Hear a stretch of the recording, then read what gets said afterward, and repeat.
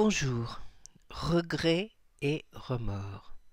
Vous savez, ces moments qui nous envahissent, où on repense au passé, à ce que ça aurait pu être, à ce qu'on aurait pu faire, à ce qu'on n'a pas fait, à tous ces rêves de profession, d'amour, de possession, de la maison, de ceci, de tout. Tout y passe. Mais pourquoi et à quoi ça sert? Quand on plonge là-dedans, on commence à entrer dans une spirale, un tourbillon. On plonge dans ses regrets, on plonge dans ses remords, et regrets, remords, c'est toujours nous, bien sûr.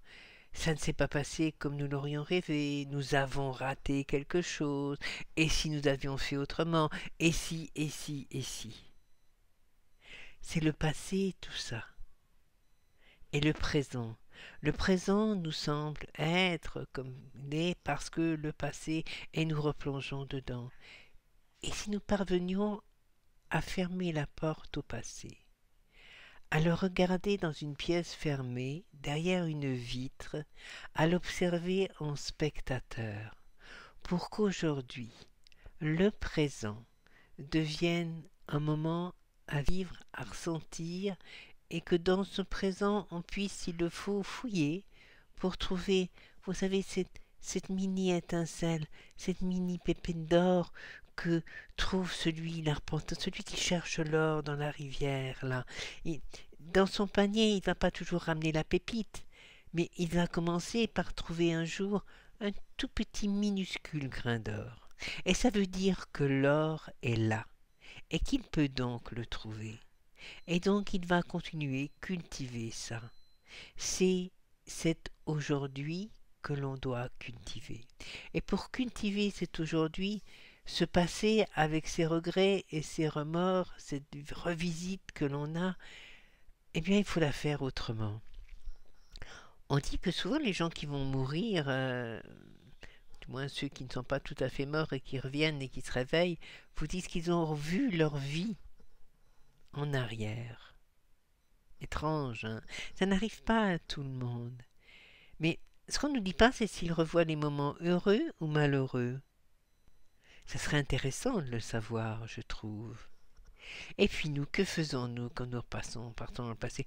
Nous ne voyons pas les moments heureux, ou alors nous les voyons pour qu'ils nous entraînent vers la tristesse, en nous disant ah si, ah peut-être j'aurais dû, ah stop. Allez, on s'installe dans nos fauteuils de spectateurs et on regarde le spectacle derrière la vitre. Le spectacle, c'est notre passé. Ce sont ces scènes qui provoquent ces remords, ces regrets, ce sont ces moments. On va remettre notre personnage au milieu des autres, parce qu'il n'était pas seul à créer ce passé, il était dans un environnement, il y avait un décor, il y avait d'autres acteurs. Alors que faisait-il au milieu de ces acteurs et que pouvait-il faire? Et on se rend compte qu'en fait notre passé, il a été façonné par les autres. On part de notre enfance, on prend notre adolescence, on prend l'orientation de nos choix de vie, on va prendre un domaine important, le travail, le choix de notre métier, notre épanouissement professionnel. Et quand on regarde derrière la vitre, on voit que s'il n'a pas été ce qu'on aurait voulu qu'il soit, ça ne sert à rien d'avoir le regret et le remords, parce que de toute façon, nous n'étions pas en position d'en décider. Bon, on nous l'a imposé. Point. C'est un fait, c'est tout. Ce n'était pas de notre fait. Alors replonger là-dedans et regretter ne changera rien à la donne. Donc, on rend à qui ça appartient les responsabilités. Et puis on le regarde, cet enfant, grandir. Voilà, on lui a fermé une porte, alors il va faire ce qu'il peut avec ce qu'il a, et puis il va fermer la porte à ses rêves, et puis ses rêves se réveilleront un jour avec ses fameux regrets et ses fameux remords, qui ne changeront rien à sa vie. Alors pourquoi les conserver? Pourquoi toujours retourner en arrière? Stop! Il faut que j'arrête cette machine infernale à me faire du mal. Il faut que, aussi triste soit aujourd'hui, aussi pauvre me semble-t-il, il faut que je le vive cet aujourd'hui, parce que c'est aujourd'hui qui compte, et c'est en essayant d'en faire quelque chose aujourd'hui que demain s'ouvrira un autre demain. Si j'ai toujours les yeux tournés vers le passé, je ne vois pas aujourd'hui, je ne verrai pas l'aujourd'hui de demain, je ne verrai rien. Et un beau jour, peut-être qu'en m'endormant pour la dernière fois, j'aurai repassé ce vide. Ce vide. Parce que ma vie n'est pas vide. Elle me semble vide. Là, en ce moment, je vais mal, je suis au fond du trou, je ne sais plus quoi penser, j'ai besoin d'aide. Alors j'ai besoin d'aide psychologique, j'ai peut-être même besoin d'aide médicamenteuse parce que mon cerveau trop maltraité a aussi besoin qu'on l'aide à aller mieux. On ne doit pas fermer la porte. J'ai des questions de consultants qui me disent est-ce que je dois passer par les médicaments? Est-ce que je dois les accepter parce que je me sens vraiment mal? Et je leur dis oui, oui. Tant qu'on peut s'en passer, on s'en passe. Tant que l'aide psychologique nous aide, c'est bien, mais il y a des moments où l'aide psychologique, on pourrait dire qu'elle aide notre âme, et notre âme aide notre cerveau. Mais il y a des moments où notre cerveau est tellement en souffrance que même s'il y a un travail psychologique, il faut apaiser ses angoisses, il faut apaiser ces souffrances-là. Le cerveau perd la raison. Alors il faut aider à la retrouver. Et là, dans ce cas-là, on passe par le médecin, par le psychiatre, par les médicaments. Et on n'en a pas honte. Quand on se fait mal à une autre partie du corps, on accepte de la soigner, on accepte d'aller faire ce qu'il faut. Et là, on ne veut pas. On prend l'aide. Et puis, ça n'empêche pas de se dire, voilà, je soigne mon cerveau, mais je vais aussi travailler sur mon âme. Il ne faut pas se contenter des médicaments, bien sûr. Il faut aussi travailler pour aller chercher les causes. Pourquoi j'en suis là? Pourquoi je vis dans le regret, dans le remords? Pourquoi il y a cette souffrance latente qui soigne de temps en temps et qui amène ce tourbillon du regret et du remords? Ils sont là parce qu'à l'intérieur, au fond, il y a une souffrance, une incompréhension. Pourquoi est-ce qu'on ne m'a pas permis ça? Pourquoi est-ce qu'on ne m'a pas ouvert cette porte-là? Pourquoi est-ce qu'on ne m'a pas aimé? Pourquoi est-ce qu'on ne m'a pas réconforté? Là, je pose toujours la question envers l'autre. J'inclus un autre. Je ne suis pas l'acteur de ma vie. Je n'ai pas l'impression de l'avoir été. Et si je pouvais enfin le devenir? Si je peux le devenir, alors les regrets et les remords derrière la vitre, ils vont vraiment devenir cette scène de théâtre dans laquelle j'avais pas vraiment ma place, mais on m'a mis là parce que pouf, je suis tombé acteur dans une scène qui n'était pas la mienne et je comprends donc pourquoi j'ai l'impression que ma vie n'est rien. Parce qu'en fait, on m'a fait jouer un rôle qui n'était pas le mien. Et si je découvrais mon rôle? Et si je partais à la recherche de qui je suis?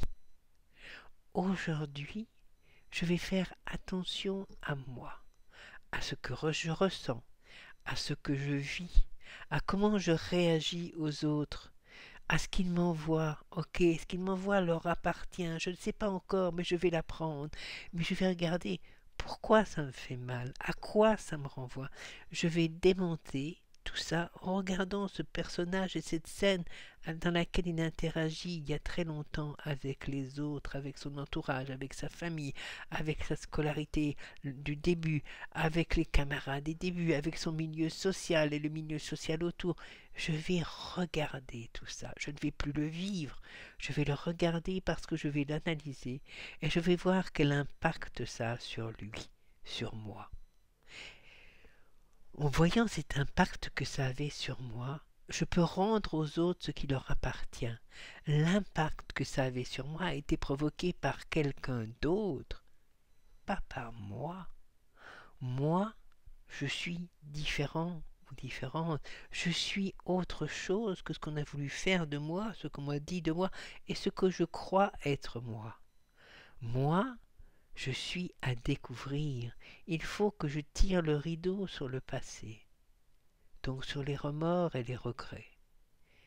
Quoi que je sois aujourd'hui, quelle que soit ma situation, quelle que soit l'impression que j'ai de ma vie, il y a au fond de moi un être qui ne demande qu'à s'épanouir. Et cet être, c'est moi. Et l'épanouissement, comme je disais à une consultante, pour une relation, on parlait de sa relation sentimentale nouvelle, un arbre, il lui faut du temps pour grandir.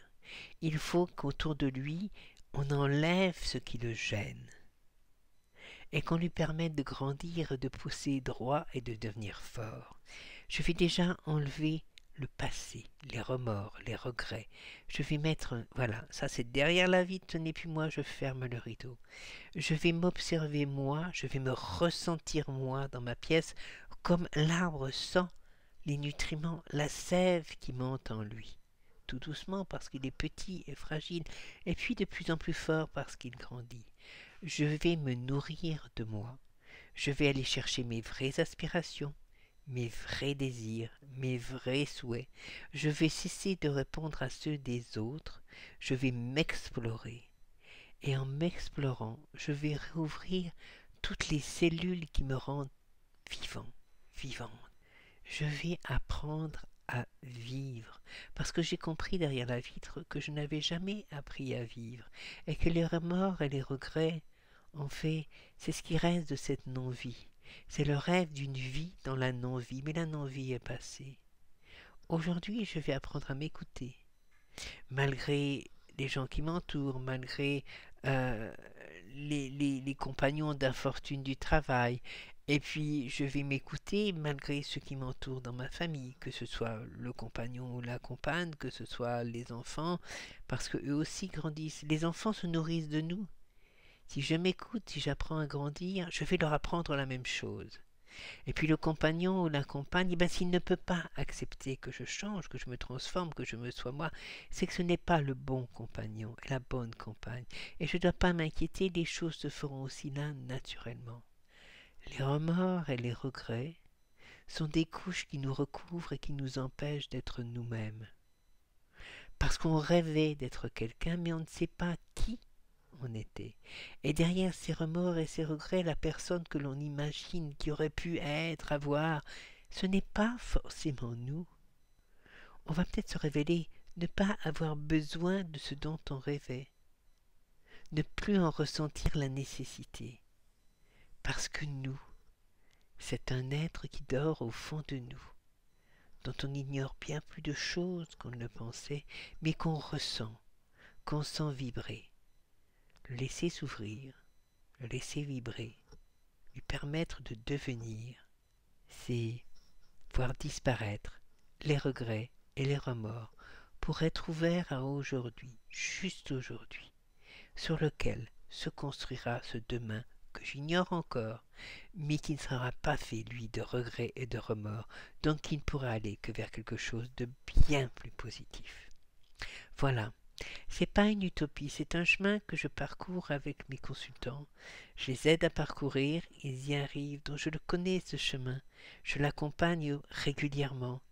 Et c'est un chemin que l'on peut faire, tous, sans exception. Ne croyez pas que vous êtes une exception. Ne croyez pas que c'est définitivement fini. Non, non, vous pouvez le faire. J'espère que ça vous donne des pistes, j'espère que ça vous aide à trouver aujourd'hui et à commencer tout doucement à vivre aujourd'hui. Si vous avez une question, si vous avez besoin d'une consultation, si vous voulez qu'on fasse un travail ensemble, c'est le mail qui est affiché, Libertaide, le mail de l'association qui me transmet les mails auxquels je réponds puisque mon travail, ce que je fais, je le fais pour l'association. Prenez bien soin de vous. Je vous dis à bientôt. Plein de lumière. Au revoir.